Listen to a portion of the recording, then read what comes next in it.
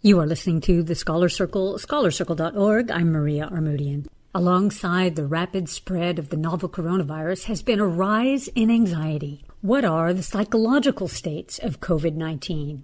How can we respond to fear and anxiety amid the threat and uncertainty? Lillian Ng, Senior Lecturer in Medicine at the University of Auckland, discusses with Dr. Rob Sheaf. I'm talking today with Rob Sheaf, who is a psychiatrist working in general adult psychiatry. He is a specialist in cognitive behavioural therapy and has a special interest in anxiety disorders. So today we're going to be talking about psychological states related to the threat of COVID-19.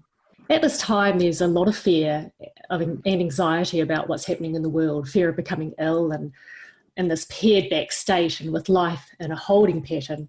People feel very worried about how COVID will affect them and fearful. So can we speak a little bit about fear and anxiety? What are they and what is the difference between them? Both fear and anxiety are widespread, they're universal, they affect every living organism, and they've been part of our experience as humans since day dot. We all feel fear, we all feel anxiety. It's a self-protective alarm system. It's what keeps us safe when we're faced with danger. But there is an important difference between fear and anxiety. Fear occurs when we are in the presence of something that's risky or dangerous. If there's a snake in my room at the moment, I'm very likely to demonstrate fear. Anxiety is the emotion that we feel in response to thinking about something that might be risky or dangerous in the future. So if I think that I might be going to a country where there might be snakes, I might become anxious about that. It's a worry, it's a thought process where we become apprehensive at the prospect that we might encounter something risky or dangerous that we wouldn't be able to keep ourselves safe from. And I suppose in this lockdown state, there's a persistent fear, isn't there, or chronic apprehension, and people are scanning their environment and quite vigilant about the future. So it might cause us to be quite cautious or even avoidant in how we think about the future and how we act. Well, absolutely. It's a period of enormous uncertainty. Again, there's a public awareness about illness and disease. We all know about diseases, we all know about infections, and added to that, there are so many sources of perhaps not particularly helpful information in movies, and there are endless computer games, board games about pandemics and infections, so it's all in our awareness. But despite that, it's a time of enormous uncertainty, and I think that's where a lot of our anxiety lives. Anxiety grows on doubt and uncertainty. As soon as we know what it is that we're dealing with, our anxiety does tend to reduce a little bit. It's like being terribly scared of the dark until you turn the lights on and realize either that there's nothing there to be scared of, or there's something in front of us that we need to take action either to run away from or to defend ourselves from. But as soon as we know what it is that we're dealing with, then the information that generates does tend to shrink anxiety in a very helpful way. And we know there is evidence about the psychological effects, say from the SARS outbreak in the early 2000s. So people became unwell and they were anxious about getting a fever. They were anxious about the lethality of illness, and there's a sort of separation from loved ones. And we know people in our community have various responses depending on their situations. How does the body respond to anxiety? And how does that translate to the way we behave? Anxiety just has an incredibly pervasive impact on our bodies. Every organ system that we have has a responsiveness to anxiety.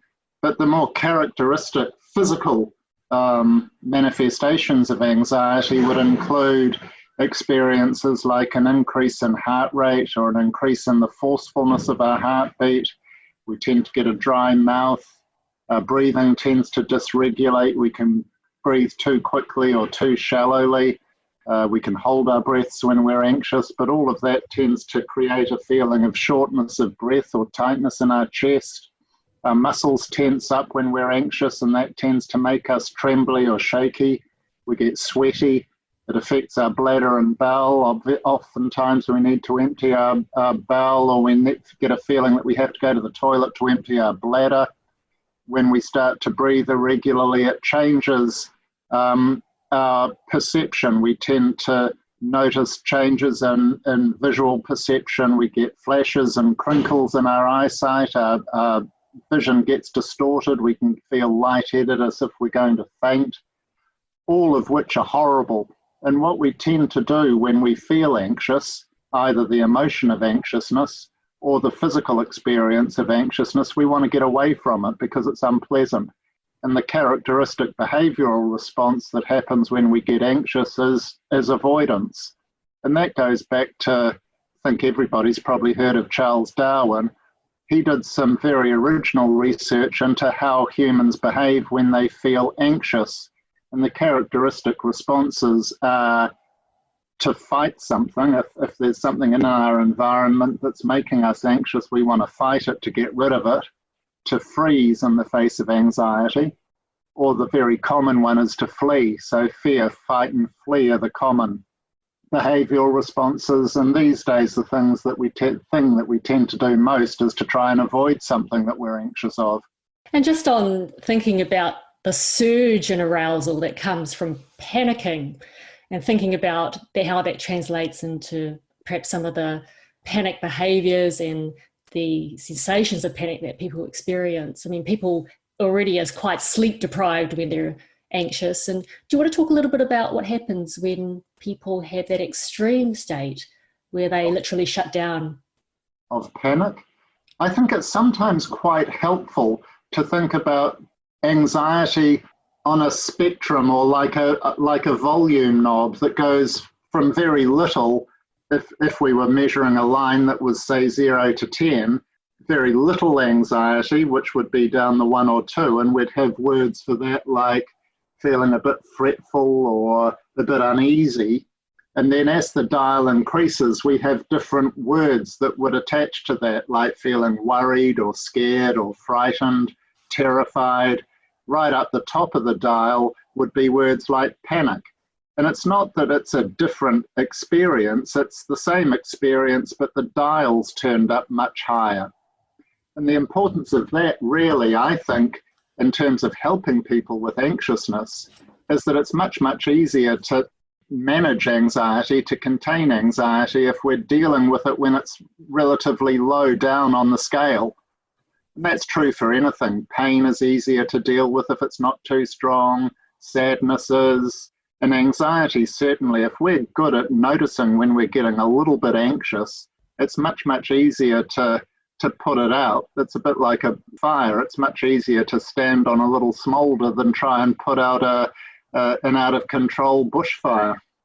Can you explain a little bit about what happens to the brain and stress hormones when we're exposed to stimuli that evoke fear? Because our basic need as organisms, I guess, humans or organisms, is to keep ourselves alive. And the thing that's going to most help to keep us alive is to keep away from things that are dangerous. So all our senses, our smell, sight, hearing, feelings on our skin, all tunes into our environment to look for signs of threat. So that when we perceive something, when we see something or hear something that's threatening, it goes directly into a very primitive part of our brain called our amygdala, which is a little almond-shaped bit deep inside our brainstem, which is a little bit like a threat detector. And if our amygdala gets information from our senses, and this happens in fractions of microseconds, it fires off a huge volley of chemical and electrical messages to important brain structures that mediate the fear response. And most of these happen deep down in our brainstem, well away from our cortex, which is our thinking brain. These are things that happen kind of subconsciously or away from our voluntary control. It hits directly into our breathing, our heart rate. It connects to our hormone system, and we get a flood of stress-mediating hormones. I guess the one we relate to or understand most commonly is a hormone called cortisol, which spikes very, very quickly with anxiousness, and it serves to gear our body up so that we can mobilize what we need to get ourselves out of harm's way. And they're going into overdrive at the moment, I think, with a lot of the chronic stress that people are experiencing. You talked about some of those circuits and the hormonal response. It's the loss of daily routines that provide normality that produces all sorts of normal and abnormal emotional states. And can we talk about some of those? Oh, I think you're absolutely right.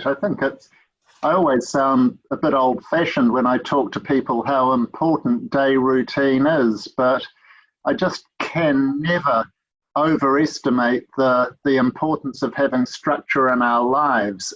If our environment's organized and structured and predictable, we tend to feel internally organized, structured and predictable. If we live in chaos externally, we tend to feel chaotic inside. So one of the most important things for people to understand is the benefit that comes from making certain every day that their days are structured and they have a balance, so that from the time they get up to the time that they go to sleep, people know how they're going to be occupying their time, because psychological misery loves empty space. And if we create a lot of empty space, if there's a big vacuum in our time, then horrible thoughts and feelings are very likely to rush in and fill that up for us. So I think probably the single most important thing for people to do in these times is to make certain that their days have a blend of work of some sort. If people are in a position where they can work remotely from their homes, then work of some sort, but that would also include work around the house or safely in their garden if that's possible. So some sort of productive, meaningful work every day, exercise every day within the limits of what the government tell us that what we're allowed to do, having social contact so we don't feel isolated from each other is crucial, but also making certain that we're doing things for peace and relaxation. It's a great opportunity. We've got a month or so where we can start to learn how to meditate or set up a yoga practice. And it's also crucial to have things to do every day that make us feel happy, if possible, because unfortunately, part of the human condition, if we're left to our own devices, we tend to settle into a bit of a negative, pessimistic, kind of gloomy mood state. We have to work to keep ourselves happy. And if we're not doing things that make us feel happy, we tend not to feel happy. So it's really important that people have the opportunity to either foster things that they do for happiness, go back to things that they used to do previously for happiness, purely so that we've got activities every day that we can use to keep ourselves a little bit more positive and upbeat. You might develop that discussion about feelings as we talk about how we function as ultra social beings, because normally we band together and that's a way of protecting each other and assisting one another. But humans do need each other to survive and prosper. But there are some effects and risks of being isolated. Do you want to talk a little bit about those? Being part of a group is enormously primitive and adaptive. Like you said, there's safety in numbers, there's safety in a group. We tend to fare much better if we're surrounded by people than if we're trying to get by in isolation. Keeping somebody in isolation is a time-tested way of making them miserable. Solitary confinement's a hideous experience to inflict on somebody, we tend not to do particularly well if we're quarantined or isolated from other people. It links to just about every abnormal or unproductive, maladaptive emotional state. We do best if we've got company. Yes, and there are risks, aren't there, about loneliness? And a loneliness is in the literature which is akin to isolation. And people may feel in a state of grief, of sadness, or being bored, or feeling lonely. I'm just also aware that loneliness in the literature has been associated with an increase in inflammatory markers, which actually decreases the immune response. Well, it does. And that catches us in a nasty catch-22 situation where we're in the middle of a pandemic. We're doing whatever we can to keep away from infection. In order to be safe from infection, our immune system has to be in good functional state. But unfortunately, the more anxious we get, the more isolated we get, the more it tends to hit our immune system and the more vulnerable and susceptible we are to infection. So to keep ourselves fit and healthy and safe in these sort of times, it pays to look after our physical condition and our social distancing, but also to pay attention to our state of mind, because there's a very strong connection between our state of mind and our body defense system. I just want to turn a little bit towards anxiety as a normal adaptive response to threat. How do you distinguish between what is normal and what is pathological? I said before, anxiety is a normal reaction. There are a number of impacts of anxiety, though, that create a threshold between helpful anxiety that's going to keep you safe and unhelpful anxiety that entirely destroys the quality of your life. The first is distress. The more distressed we feel by our anxiety, the less helpful it becomes. And that's often a function of intensity. So the more intense anxiety becomes, the more distressing it becomes, and the more distressing it is, the less adaptive it is. And the other thing that happens with anxiety is the connection between a level of anxiety and our ability to perform. We all need a degree of anxiety to be able to perform well. Sports people, for instance, rely on a degree of pre-competition anxiousness to put them in a situation where they're going to be in their peak performance. As anxiety increases, our performance tends to increase and then plateau. But if we go beyond that in terms of a level of anxiety, our performance deteriorates and our ability to function falls off. So that's the other important factor that I would consider to differentiate ordinary anxiety from unhelpful anxiety. The first is the amount of distress that it makes us feel, and the second is the degree of impairment that it creates in our ability to function. You talked earlier a little bit about chronic stress and the effects on the body, but what are the effects of chronic stress on the mind and body for that matter? Persistent and sustained levels of emotional discomfort, whether it's sadness or anxiousness, very definitely has an adverse impact on our physiological state. There's a very strong connection, for instance, between depression, which is very closely related to anxiety, and loss of brain structure and function. Similarly, sustained anxiety, through the impact that it has largely on our brain, on our body hormone system, which is largely mediated by cortisol, does tend to have a sustained negative impact on our body functioning. It increases the risk of conditions like high blood pressure, heart disease, diabetes. It's a very, very long list of chronic physical health conditions that are very closely connected to sustained stress. We do make responses and make choices which are psychological.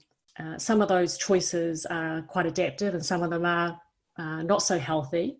Can you talk a little bit about what ways people use to cope with stress, both acute and chronic, that are healthy and unhealthy? stress management and coping with stress, there are some general ideas and some universal ideas, but we're all wired up a little bit differently. And what helps to calm one person down may drive another person completely mad. But the general stress containers would be things like regular exercise, social contact, communicating about thoughts and feelings, distraction. Meditation is a very strong form of stress reliever. Some people would use things like humor to relieve stress, making certain that we have sufficient good quality sleep is fundamentally important to relieving stress. Less helpful ways of dealing with stress, like you said, oftentimes come down to choices. And some of the choices that we make about the behaviors that we use aren't particularly adaptive in terms of stress. For instance, we might choose to spend a lot of time online as a stress reliever. And while there's a lot of material online that's phenomenally helpful in terms of providing us with information, and there's an awful lot that we can read that's full of fear and unfortunately misinformation. So being careful about what we expose ourselves to online is important. We need to make important, helpful choices about what we eat and drink. A lot of people use food as a way of managing their stress. With being relatively confined for at least the next 3 or 4 weeks, it is important that we make careful, sensible choices with our food. Alcohol, obviously, people use as a way of containing stress. I think it's very important to bear in mind the guidelines in regard to healthy and safe drinking and do what we can to try and stay within those. In the face of the future being so uncertain, one of the things that we do default to are irrational thoughts. For example, that the supermarket's going to run out of food. So it seems that training the mind is as important as training the body. And one of the tools that we have that has an effective evidence-based in treating anxiety is cognitive behavioural therapy. Can you explain what that is and how it works?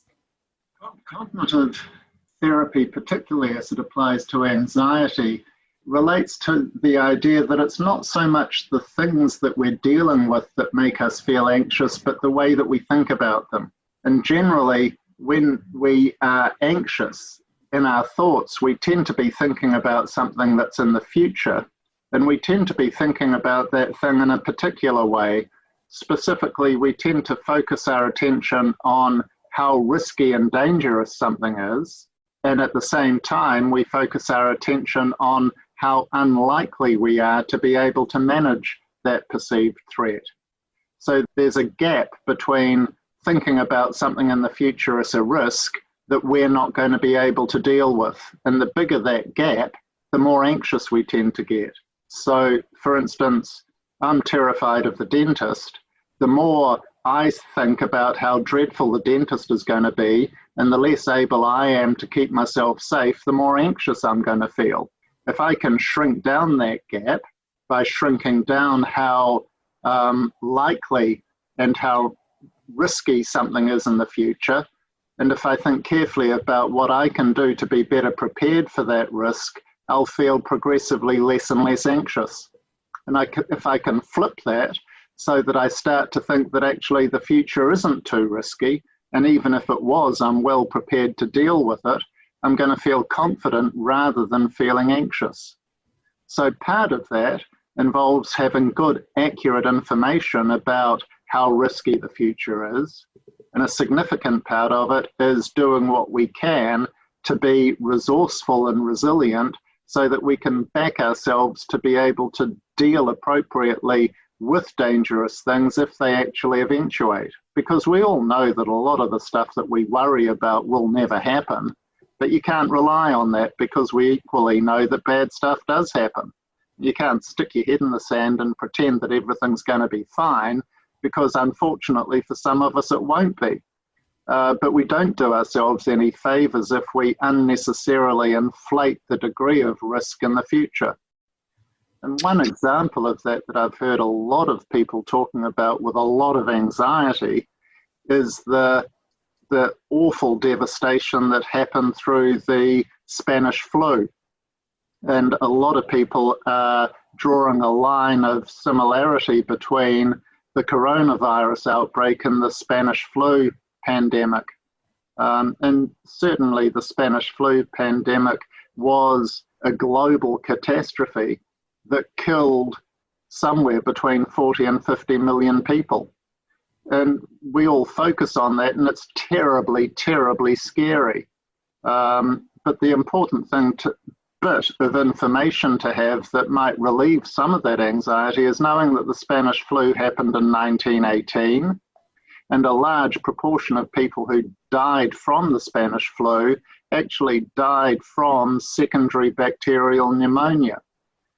And the important bit of information that a lot of people need to know is that antibiotics weren't discovered until 1928.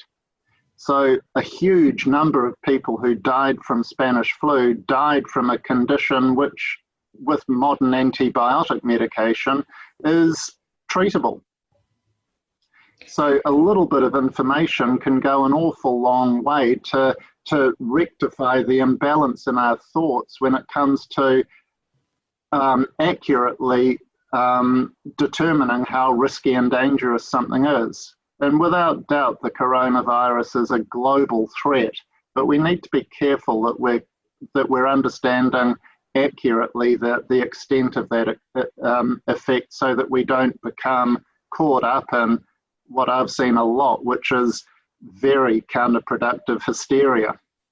I mean, you've given a lot of advice already, very practical advice on coping. But are there any particular resources that you'd recommend to help people who are having difficulty dealing with their emotions and the effects of isolation? Well, I think a universal, most important and accessible resource is talking to other people. I think if we can share our experiences with other people, if we can tap into their wisdom and experience and expertise, it's massively beneficial. Beyond that, there's a deluge of available how to deal with anxiety and stress options. There is a very well put together web page called CALM, which is an acronym for Computer Assisted Learning for the Mind. There are a number of smartphone apps that are well researched and effective tools to help people deal with anxiety. One of them is called Headspace, which is a very, very straightforward, easy to follow step-by-step training program using technique based on mindfulness-based meditation to relieve anxiousness. There's another very helpful smartphone app called Insight Timer, which is a huge library of guided meditations that can be enormously beneficial. Added to that, there are 2 or 3 very helpful books. One that I very commonly recommend is written by a British research psychologist. His name is Mark Williams, and the name of the book is simply called Mindfulness. Another book, it's written by Edmund Bourne. It's called The Anxiety and Phobia Workbook. There's a book that is written by Dennis Greenberger and Christine Podesky called Mind Over Mood, which is a very well-structured kind of do-it-yourself cognitive behavioral therapy program that has huge applicability to managing anxiety and worry. So thank you, Rob, for sharing your expertise and for your time to talk about psychological and emotional states in this time. Thank you for asking me to join you, Will. And that's it for today's show. Thank you to all of our guests and to those who make this program possible. To Sud Dongre, our webmaster, Ankine Arasian, Melissa Chiprin, Mike Hurst, and Tim Page. Most of all, thank you for listening. If you missed part of the show, you can check out our archives at scholarcircle.org, kpfk.org, and please like us on Facebook, follow us on Twitter at Armoodian, and we'll see you next week.